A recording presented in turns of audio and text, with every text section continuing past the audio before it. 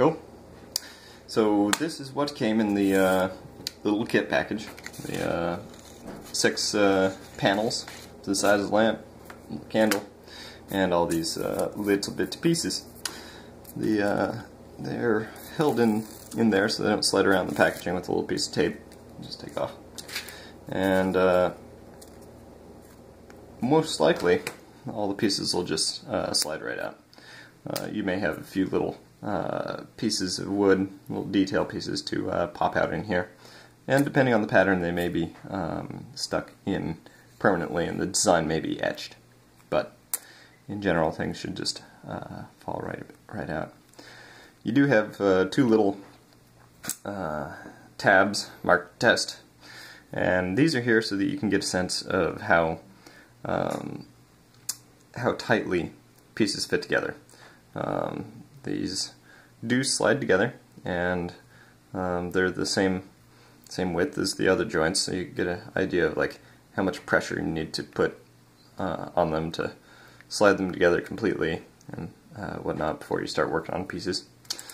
The joints are a touch fragile, not too bad. I haven't actually, no, I have. I've broken 1 or 2, but that's over the course of probably 40 or 60 of these lamps. The weak point, obviously, is the thinnest point here. And just in case you break a few, the kit includes an extra 2 ribs that you're probably not going to need. So, as far as assembly, it's pretty straightforward. Pick whichever side you like best, and put that down. The little light goes right up through it.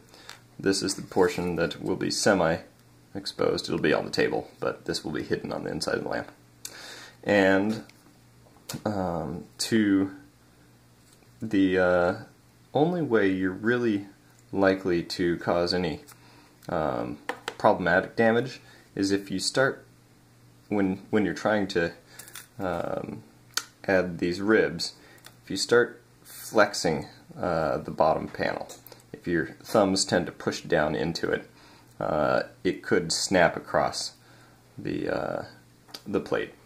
Other than that, it's difficult to really destroy these things accidentally. So I find it useful to stick the candle in there first. It provides a little bit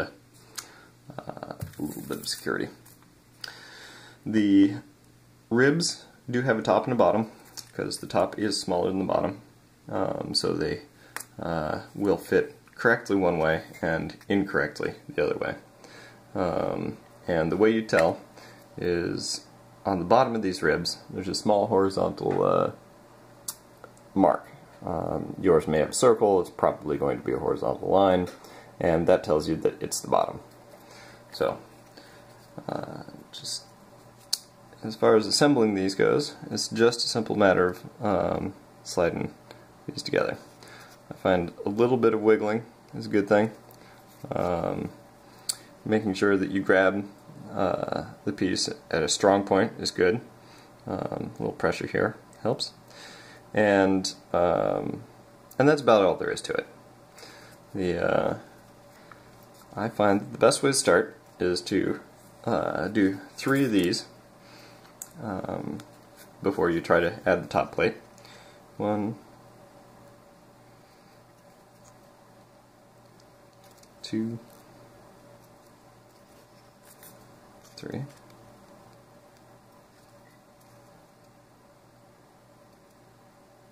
Again, I'm pushing here, but I'm holding the thicker parts of the bottom plate.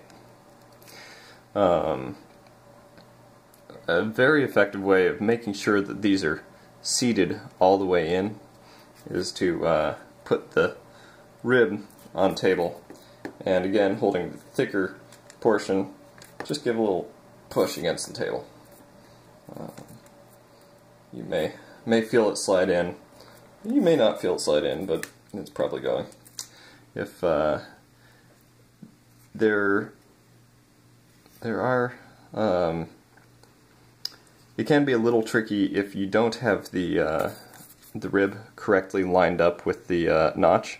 Because these fit so tightly together, If they're off by just a little bit, then they may hang up on the edge of the notch and not slide in.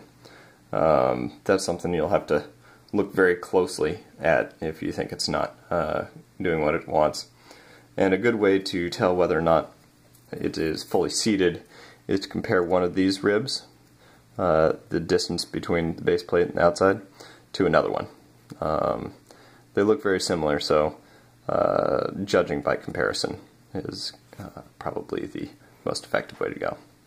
Anyway, once you get the first 3 ribs on, take the top plate, and same sort of deal. Again, the middle here is delicate, so you want to be holding the outside edge when you press this in. So we'll pop this one in, and I'm not seating these all the way, I'm just getting them started. And 1, 2, 3, and then same sort of deal. I'll lay the rib on the table, give it an extra little push, extra little push, and again.